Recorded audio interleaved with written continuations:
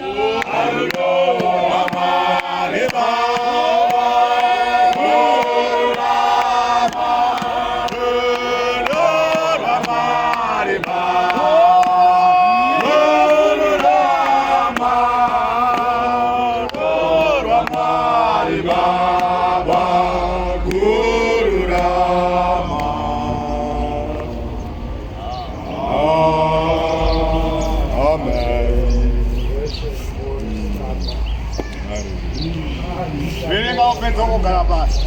Rutsoka rwangu rwakaramba ruchitsika paakatsika iye. Ndakarambira panzira yake. Handina kutsauka. Handina kudzoka pamurayiro wemiromo yake. Ndakachengeta sepfuma mashoko omuromo wake kupfuura mugove wezvokudya zvangu. Asi iye unorangarira chinhu chimwe, ndianiko ungamudzora? Zvinoda moyo wake ndizvo zvaanoita iye. Saka unoita zvandakatemerwa nezvinhu zvizhinji zvakadai zviri kwaari. Saka ndinotambudzika pamberi pake. Kana ndichimufunga ndinotya, nokuti Mwari wakatora moyo wangu. Nokuti Mwari wakatorera moyo wangu simba.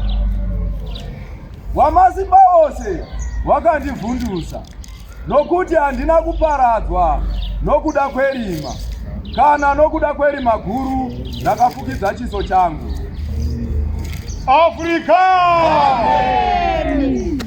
Nasi tauya pai. Namhlanje size emthonjeni. Munhu kana asvika patsime ngaasadzokera asina mvura. Umuntu mase fike emthonjeni engabuyelenga wakhanga amanzi. Ndoda akadzokera asina mvura unonomwa chikumba. Ngokuba ungabuyela ungalawa amanzi zophuzana endlini. Afrika. Amen. Vabereki vangagona kusoora kuti mwana wavo unobampa.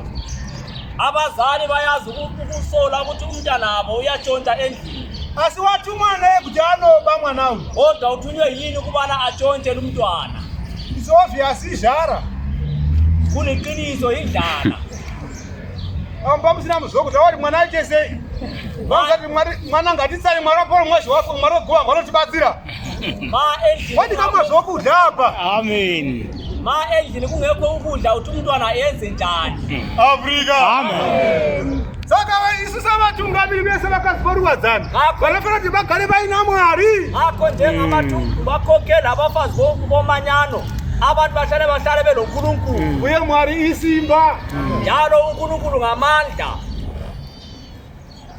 Baroti na waprofita vanhu ngavaprofitwe. Amen. Vapuphi lava munhu wose abvikana basigwa. Abantu vaprofitwe. Umuntu wonke fanele asuke profitiwe lana. Singana wamwe mai vakapfeka zvisvika mugomo wakazara mavhu tikandikupa kumadzimai kunobatsirwa. Vahlangana nomunye umama ephethe umgomo wamate wati ngisithi ngisuka komunye umama ukubana ngiyencedwa. Kutala kuti mavhu acho kuti atombatsira ndiani kuti machengete. Amate akhona agcinwa nguye. No. Vanhu vakubaye ngoba vari mujesu. Kuza vasi kuprofitwa. Vasi kubatsirwa. Abantu bayatshonta bese chechi ngobana abaprofitwa njalo abancediswa. Unoita 3 years asingashandi. Uyahlala 3 years umuntu engasebenzi. Sakorona kutumwa. Uya mutsheni ngawuthi batsire. Amen. Satani aburawe. Satani ngabe. Vana vasanuba. Ya, vanhu ngavafunde Jehova. Amen. Vavaroti vaprofitano vachifona vanati ufunde Jehova toita sedambudziko iyi. Abantu bababuze uJehova. Abantu bancedwe bezihlupho lwabo. Uyikala munhu agara asina mwana mumba akaita 9 years. Umuntu ehlale ngalamntwana endlini ahlale 9 years. Ungobona ukuthi makarasika makara ayiwa. Uhlale kuthiwa ulahlekile. Ulahlekile mangani msiko muteuriya. Jehova ngafunzwe. Jehova makabuzwe. Mindira kumufunzo yose zvipere. Uya impendulo embuzweni yonke, konke makuphele.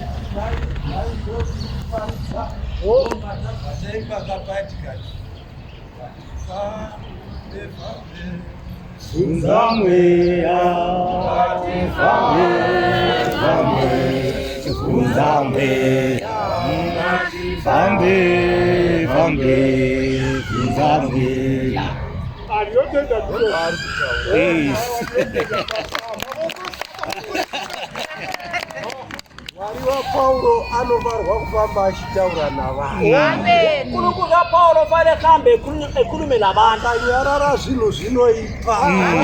Athula izinto ziyamoshakala. Africa. Amen.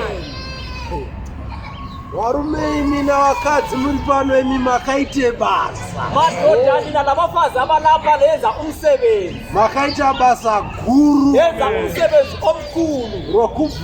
Rokubvuta chechi kumatsotsi. Lokuthatha inkonzo kumatsotsi. Tinodai Mwari waPauro Mwazha weAfrica asina kutaura nemi. Ngabe uPauro Mwazha weAfrica ngakhulumanga nani? Ngare musiri pano nhasi. Ngabe ningekholana namhlanje. Africa. Amen. Sino Jehova akataura navanhu vake. uJehova wakhuluma nabantu bakhe.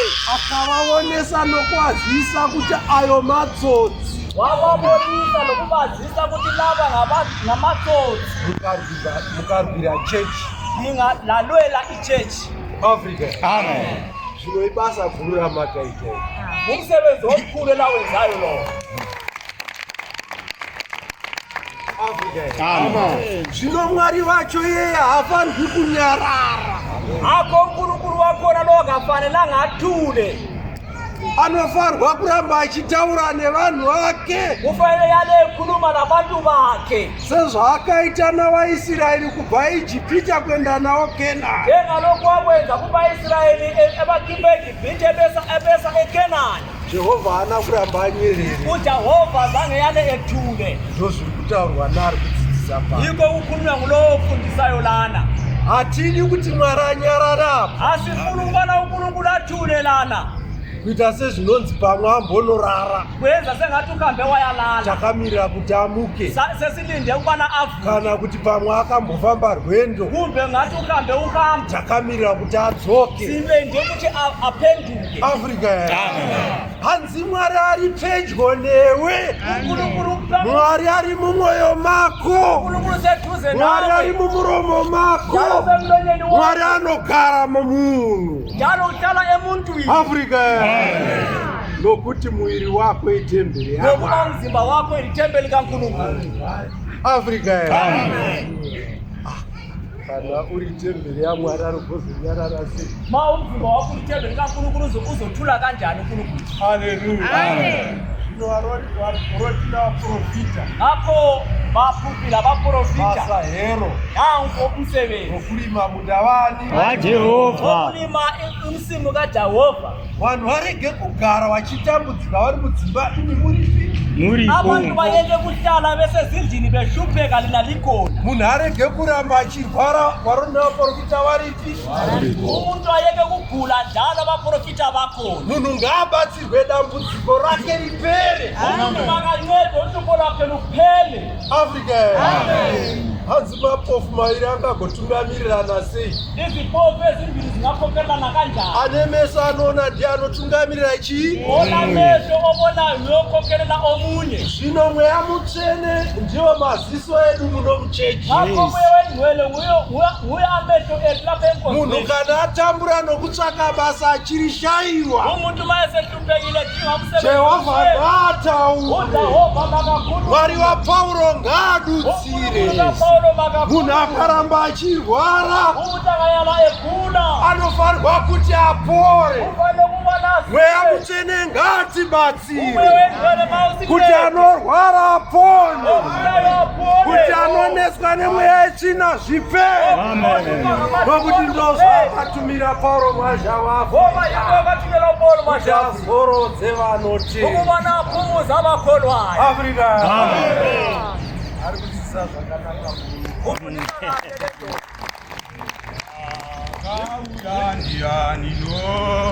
Mwari asingazikanwe ndiani no. Mwari adoro ndiani no. Mwari asingazikanwe ndiani no. Wakauya ndiani no. Wakauya ndiani no. Ndiani no, Mwari asingazikanwe ndiani no.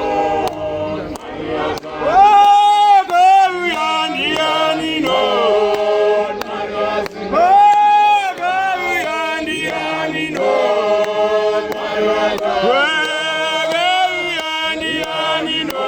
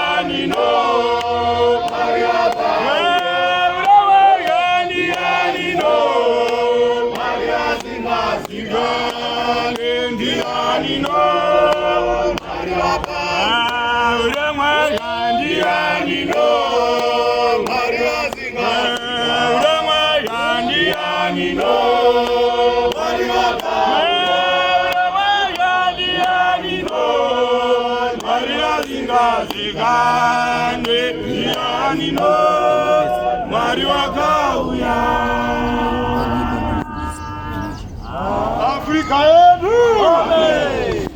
Zino vanhu vamuzopwengwe kureurura. Abantu sebezonikezwa isikhathi sokuhlambulula. Ngashira chipiti. Makube kuncinde ukugijigijima. Notripa Bethsaida pasvara nhasi. Ngoba seBethsaida elangena namhlanje. Vakamira Jesu. Kume uJesu. Wokuya pano nokutenda. Wozalana ngokukholwa. Amen. Kuye vanhu ngavaite basa munzvimbo dzavanogara. Abantu mabenze umsebenzi lapha abahlala khona. Vanhu vati munhu unovhara agara asvikapo kuti Mwari aratidze simba. Lo umuntu mayegula makafike khona ukuthi uNkulunkulu aponisa amandla akhe. Abriya. Amen. Wanga pakasvika munhu vachiteurira vanhu posvika munhu ari panhoo akamuswa panhoo yake unotevera wacho vamumusa panhoo. Umuntu iwe uripo ukuguleni kwakho uyana Paulo akatumwa naJehovha kuzorodza vanotenda. uPaulo une mhosva ndiani? ukubana ndiwe ona icala huwe.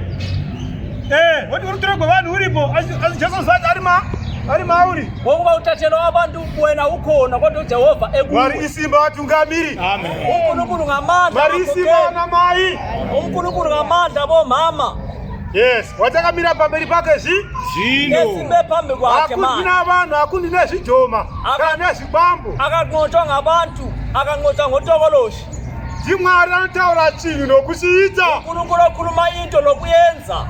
Anosimudza marombe kubva muguruva. Osukumisa abayanga kusukela emhlabathini asimagarisa pamwe chete namashinda ebahlalise kunye nabanothileli. ndilo muzwana nasi vanhu vose ngavazorodzwe Namhlanje abantu bonke mabaphunyuzwe mukutumwa kwaPaulo masha weAfrika emthunyweni kaPaul Masha Africa. ndiwo unoziva dambudziko rako Wowazi uhlupho lwakho, manya uponeswe woza usindiswe. ishari bani uJehova ukhona lana. mwari ngakomela usakwenda malake zvinodza makosi ngabheni Amen.